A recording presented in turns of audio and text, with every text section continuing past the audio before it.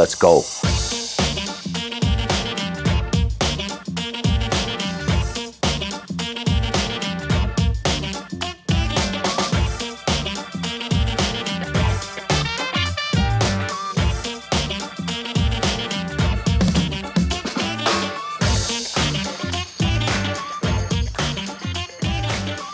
Hey, this is Gale Nelson, President and CEO of Big Brothers Big Sisters Miami, the host of A Little in Common podcast. No matter where you grew up, how you grew up, talents, abilities, we all have a little in common. And I tell you what, I am just excited about what we're about to do, because we have Addison, founder, Urban Golf Weekend, Josiah Graham, attorney, and we also have Dr. Wilton Triggs, plastic surgeon. I'm surrounded by black excellence. Yes, I'm just going to put it out there right now. Yes, sir. Here at Big Brothers Big Sisters Miami, we salute everybody. We serve all kids. But I would be remiss if I didn't acknowledge attorney, business professional, entrepreneur, founder, Urban Golf Weekend, plastic surgeon. Thank y'all.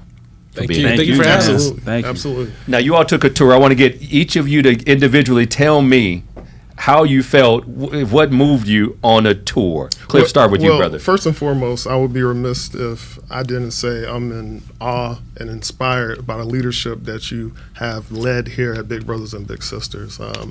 My mother, she was on the board in the mid-'90s, and this is a totally different place, a totally different energy, just a totally different organization under your leadership. So congratulations on 20 years of being at the organization, and I'm excited for your continued leadership and what the organization is going to look like in the future. So thank you, brother. Thank you. And also, too, thank you for your support of Urban Golf Weekend. You've been a sponsor for the last 2 years, and honestly, we wouldn't be able to do it without organizations like Big Brothers Big Sisters supporting our initiatives as well. So thank you so much. You can count us in again. I'll be there with my 4-iron. So what, Dr. Triggs, the tour, what's your response? I loved it. I didn't think there was so many like multi-purpose rooms, but each multi-purpose room was like different in itself. Like there's so many purposes. I mean, I think the thing that took me the most was the like kids art room, because it reminded me of my own children, and I was like, man, I should have had them over here in camp. So I loved it. I think it's a great facility. I think it's a great multi-work function type of place, and I'm just excited to be able to partnership with you guys. Love that. Brother Josiah. Man, I was blown away. To echo what Triggs said, it's like every room almost had its own purpose, its own story. You know what I mean? I mean, you took us into one room where one person donated years ago, and then their family came to see that room and didn't realize that their grandparents' photographs were on the walls in the room. And then they walked in there and they were just blown away to the point where they said, here's $50,000 you want to give to this organization. And then I walked into another room and it was completely different, and there was a studio, and it was a soundproof room with drums, and then another soundproof room where with microphones and the DJ booth. I was just in awe. Then I walked into another room, and then and you said the Miami Heat donated the entire wall, and I saw quotes from Dwayne Wade and Pat Riley.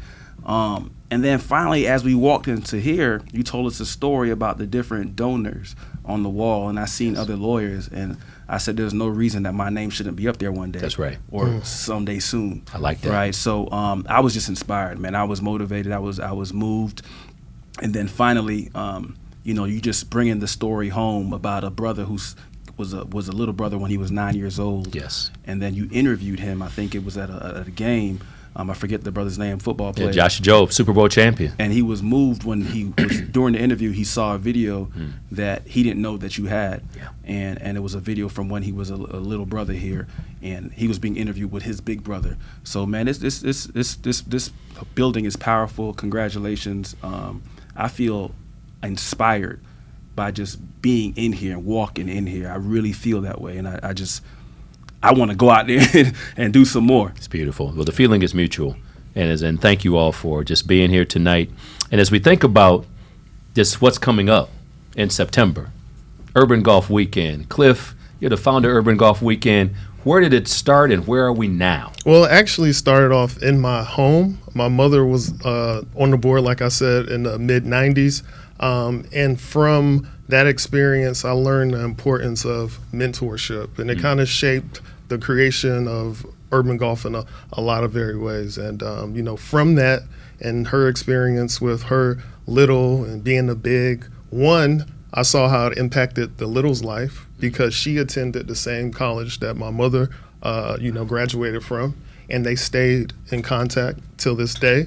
And also, too, it just shows the power you can have on the youth in the future just by giving them, attention and, being there for them. So definitely excited, to see everything that we've seen here, all the rooms, and also, too, culturally how intentional Big Brothers and Big Sisters is. Yes. From the DJ, from the tech, not only are you creating opportunities, but you are forward when it comes to innovation and also to, what industries have opportunities. So congratulations on that. But yeah, just, some Big Brothers, Big Sisters, something I grew up with, and, it taught me a lot of lessons about, giving back, and I'm excited to be here today. And as I think about, as we talk, we all have a little in common. So your mom's little sister attended the same college your mom went to? Clark University, absolutely. I love that. That's a lot. You got to bring your mom by. I do. She's got to see I it. just got I was on the phone with her today. I told her, she got to step by and see, everything that's going on here. She says she's going to make it to come see you, Gale. We're gonna make it happen. She's probably going to be in tears when she sees this place. Absolutely. Man, that's special. That's special. The purpose of Urban Golf Weekend, and both of you are on the board. Yes, Josiah sir. and Yes, Dr. sir. Triggs, you both are on the board. Why are you on the board of Urban Golf Weekend? Man, so it's funny because I had just started taking lessons playing golf like maybe 3 or 4 years ago. And one random Friday, Josiah called me or texted me. He was like, "Hey, man, you want to go to this golf thing at Top Golf?" I was like, "Yeah, man, I just started playing golf. I'm down. I'm gonna hop in the car and go." And I get there, and it's like the kickoff event. I didn't even know it was like a whole weekend or nothing. I just thought it was like just some thing at Top Golf. And I talked to Josiah and seeing everybody there, and then Cliff started speaking and introducing people and talking about the whole weekend. And I was like, I see it. I see the vision. And so I went up to him, no introduction. I was like, "Hey, man, my name is Wilton." Josiah invited me. I was like, "Man, I see what you're doing. I see it. If you put me on the board and find some way for me to help out, like anything I put my name to, it blows up." And next year he put me on the board, and we've been rocking ever since. But to answer your question, I just saw the vision, and I saw what it could be and what it's becoming, and man, it's been a passion project of mine ever since. I love that. Josiah. Man, I was just motivated by Clifton's story. So, I never really golfed before. But he told me that when he was younger, he was a part of an organization that gave back to people in the inner city and introduced the game of golf to them.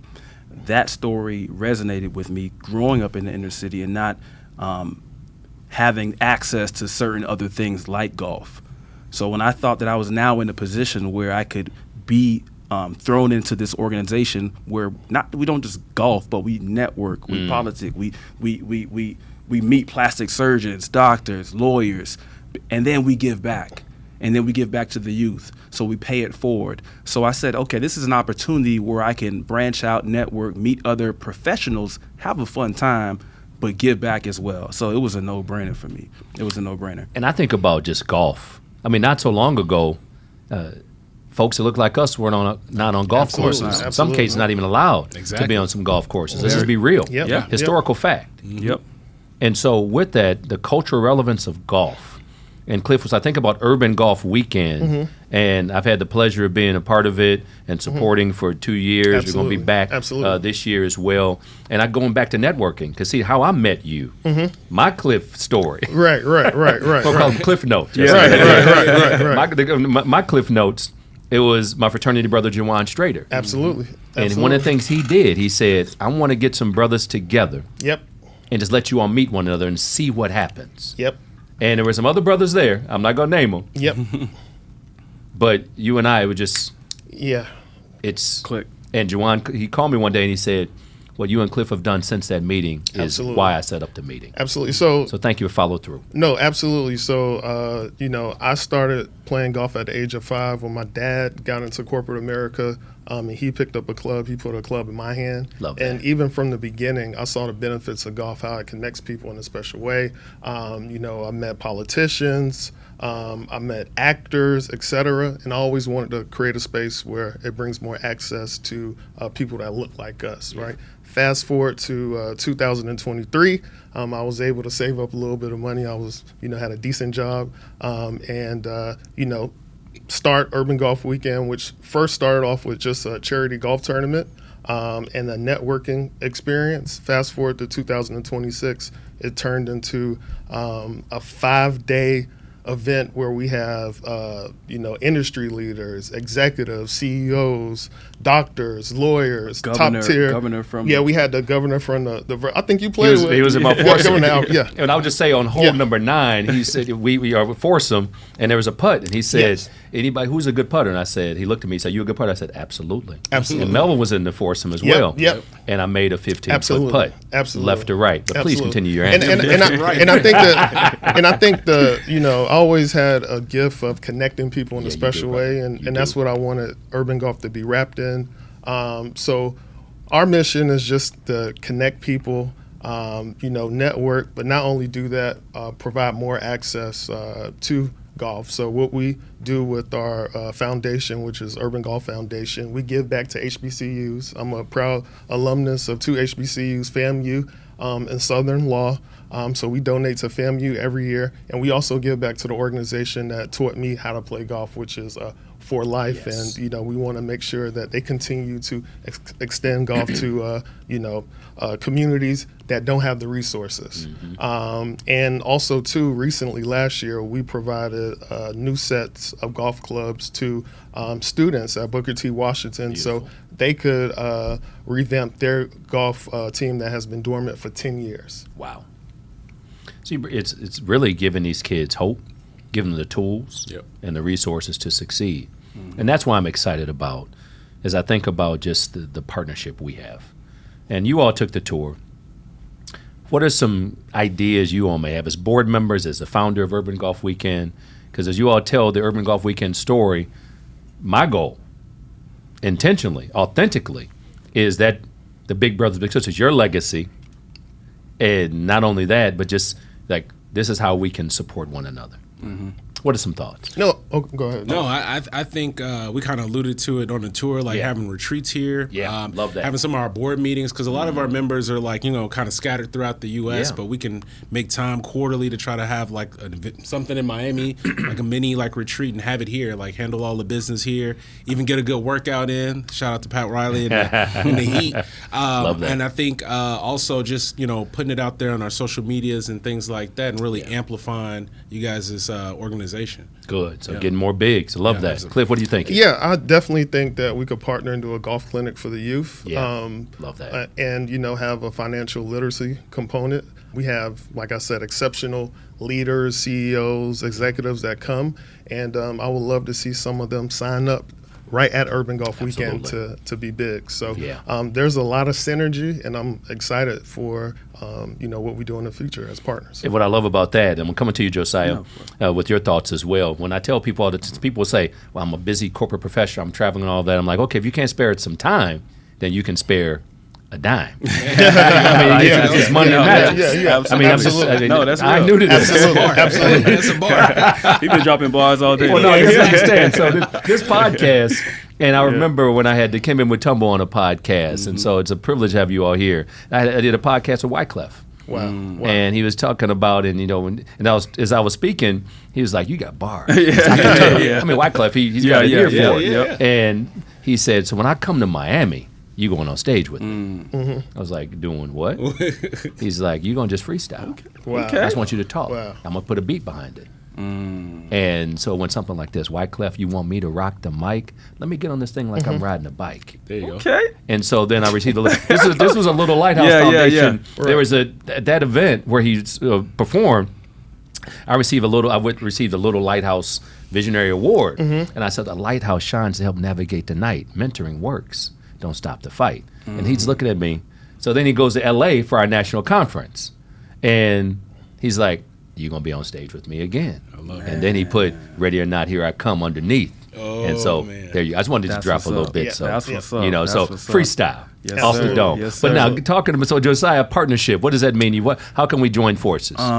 You know, as you were taking us on the tour, Yes, and sir. you showed us the various rooms and how the kids could learn, the technology. You had the race car, you had the pilot. I was thinking of same type of thing, not just recruitment, but pairing them up with other professionals, kind of like shadowing. So you can bring these littles and bring them to Urban Golf and say, put them on stage with the various people like Dr. Triggs, and he's best plastic surgeon in Miami.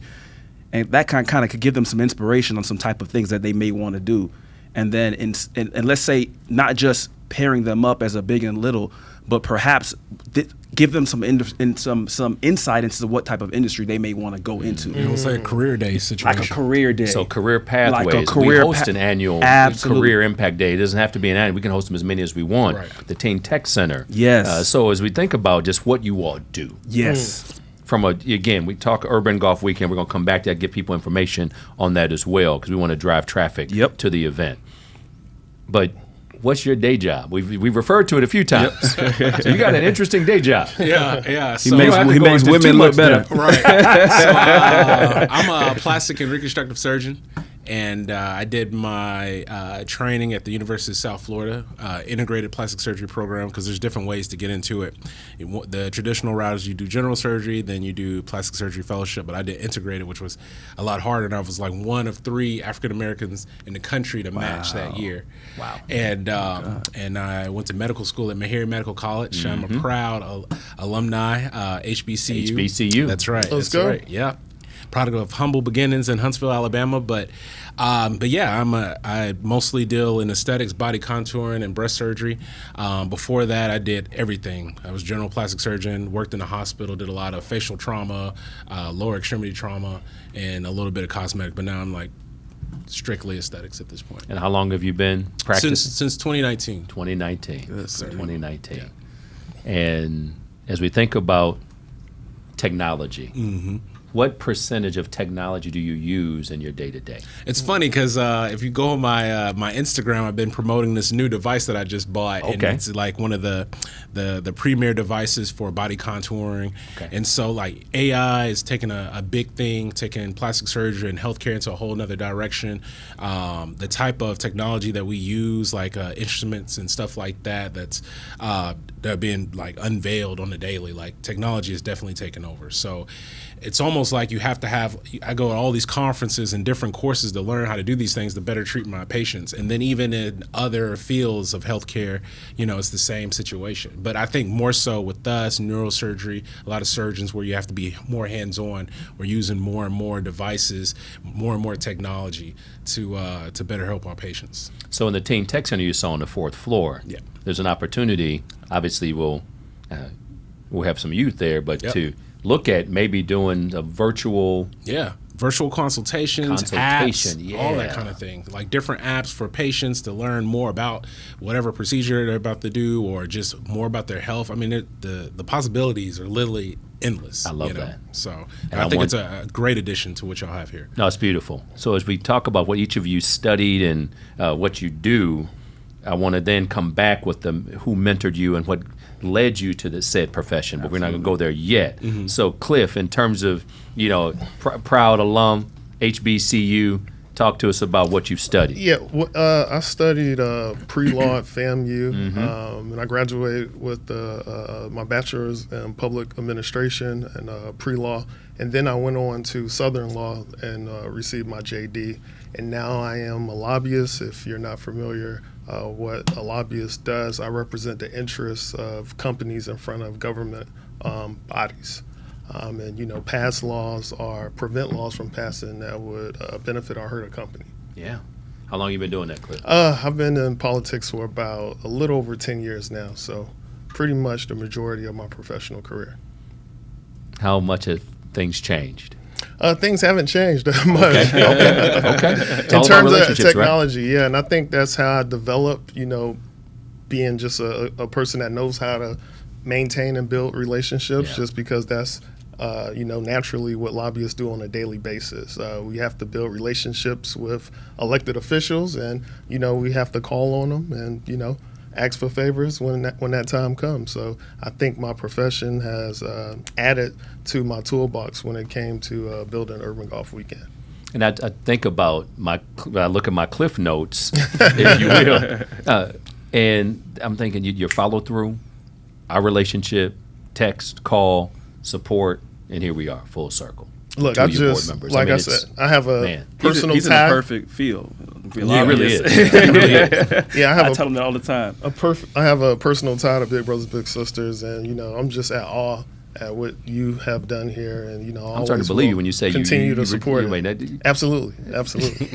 I joke with people saying I'm starting to like you, but no, this is legit. Yeah, and this ain't just talk. I mean, no, I appreciate that. Absolutely. Game recognized game. There's no doubt. Josiah, what do you do? So I'm a lawyer, but specifically I'm a personal injury lawyer. Yes. So I represent victims who are injured in car accidents, medical malpractice by doctors who are doing bad jobs. Not this doctor. Right, don't look that way. No, right. No, he's doing an excellent job. I also specialize in wrongful death, so people who killed in car accidents. Wow. I just recovered $4 million for a family for someone who passed away in a car accident recently. And I also specialize in something called negligent security. So we go after negligent property owners like dangerous strip clubs or really bad apartment complex slumlords who don't have proper security infrastructures, which leads to then violent crimes and people being victimized and sexually assaulted. So I've recovered over $50 million in those type of cases against these companies and these entities. I've been practicing law for 11 years now. I went to Florida State University. I grew up in the inner city in Fort Lauderdale, and I saw a lot of my friends who died, who were killed in apartment complexes, who we felt like we didn't have any type of recourse. The shooter was unknown, and that I had no idea that you could hold a property owner responsible if their negligence contributed to that type of crime happening. So when years later in 2018, when one of my good childhood friends, Jeffrey Brown, was murdered in Lauderhill, in a very bad area called Deepside Lauderhill, in this apartment complex called a Circle, I had never done any negligent security case before, but I taught myself that law because I saw that there was one firm in Miami, and I'll shout out the firm, it's called Haggard Law Firm, and they were big at doing this. I went to their website, and I saw the list of all the clients they had in the past, and I just took to one client and I put it in the docket on the clerk of court, and I pulled the complaint, I pulled depositions, I pulled all transcripts, and I educated myself on how to represent this family. Wow. And then we ultimately prevailed and got $2 million for that family. So that's the type of law that I do, and that's what kind of motivated me to get here and represent people who look like me, who sometimes are so victimized and feel like we don't have any outlet, we don't have a recourse, and they have no justice. What I love about just the authenticity of what each of you provide in terms of the medical realm, the lobbyists, and building relationships with your clients, with your patients, relationships with your clients and those companies and organizations, relationships and building relationships to help people, to have that truly an advocate. Absolutely. So as I think about just mentorship, we started with it, I want to close with it. Who mentored you, and somebody outside your family? I get it in terms of, mom, dad, or somebody, a blood relative, but somebody that mentored you and what they taught you and how you use it today. Think about the first person that comes to mind, Dr. Triggs. So I was a part of a TRIO program, Upward Bound, in high school. My mom was a part of the same program. And my mentor, rest in peace, Harold Wynn, I remember he would come pick me up, take me to different things. I would go to his office after school, like once football season was over. I'd be working on my scholarship applications. He would always have snacks for me, but and he was just like fundamental for me and my success, especially in high school. Him and Jason Jones, who's running for judge back home in Alabama, they were the ones that really got me to like start publicly speaking and like basically selling myself when I was like writing my scholarship applications and essays and just being able to present they taught me how to dress professionally. I remember one time I was running for student council and I wore suspenders with a belt. Man, they tore me apart. Oh, they did. Yeah, and Farmer Bill. Harold Wynn is my fraternity brother. Jason Jones is your fraternity brother. That's right. Yeah, you may know him. He's Southern Proverbs, Exactly. Province Polmark. Yeah, Southern Province. he's big time. He's big time. But yeah, man, they were like fundamental for me in my success. And I mean, just how to be a professional, how to speak, how to look people in the eyes, shake hands, all those like little things that we kind of take for granted now. They taught me that stuff in high school. So when I got to college and I met like, other, students my age and stuff like that, they didn't know these type of things. How high your dress socks are supposed to be, right. What color your belt's supposed to be when you're wearing like dress shoes and things like that. Those are the little things. And, shout out to those brothers. And they like institutional, and they know like how I feel about them, and Harold Wynn passed away while I was in medical school. But Jason Jones knows definitely. So those I would say are my mentors. I love that. Yeah. Cliff. Yeah, I would say Professor Bean at FAMU. So when I went to FAMU, I first was on the track to do accounting. My dad's an accountant. We had the same name. So, I was just supposed to go down that track. Why not? Yeah, and I took college algebra, and I was like, I don't know about accounting. I think I need to find something else. So I ended up in political science, just as a totally different. Yeah, Yeah. Just to until I figure out, what career I wanted to pursue. And I met Professor Bean. He was my English teacher, and he looked at some of the essays I wrote. He said, "Cliff, you're an amazing writer." I said, "I never heard that before." And he was like, "Hey, you know what? You should go to law school.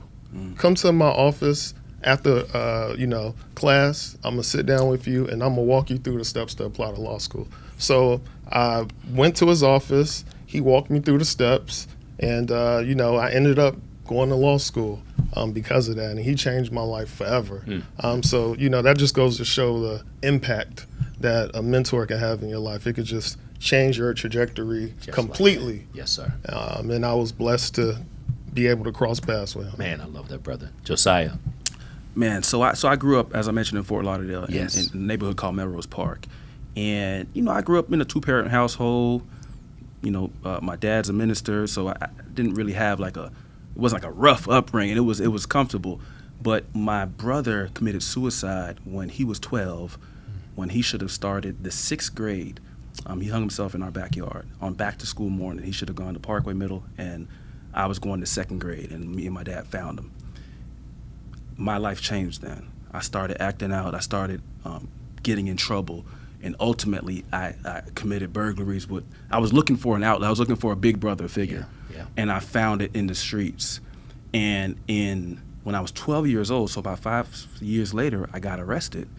And I was thrown in the back of the police car, and they took me down. And someone called my dad, and he came down there, and I remember I saw him crying. And he came from Jamaica, came over here to give his children a better life. His first son committed suicide. Now here I am. I remember him yelling out, "Man, I did all this. I came over here only for you to become a jailbird." I remember him saying that. That's like a saying they say over there. Yeah. But I got blessed. I went through something called a diversion program called Teen Court in the Juvenile Justice Department in Fort Lauderdale.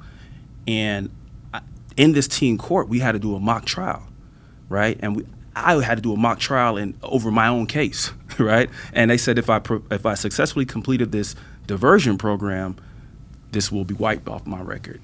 The judge, when I was doing that thing, he looked at my grades and he heard me speak. Are we allowed to curse or I don't know? Well, I'm not gonna curse, but he said, "Man, what the F are you doing here? This is not you. You're a wannabe. You're trying to do look at your grades. You could be anything you want to be in the world. You could be a lawyer." I promise you, that day I told myself, I'm going to be a lawyer.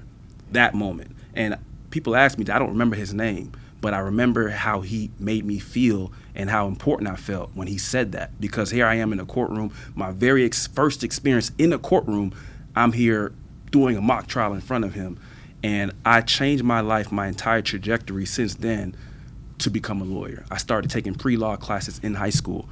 I went to UCF and I studied pre-law. and then I joined the mock trial team in college. Then I went to Florida State University and joined the mock trial team. I was the president of the Black Law Student Mock Trial Team. I got first place, and we won the chapter. We won the gold medal in the country. And I trace it all back to that when I was 12 years old, sitting in the courthouse, and that judge told me that in that moment. That's what I trace it back to. Brothers, this is why I do what I do. This is why a partnership between Big Brothers Big Sisters Miami and Urban Golf Weekend is rock solid, because it's authentic. Yeah.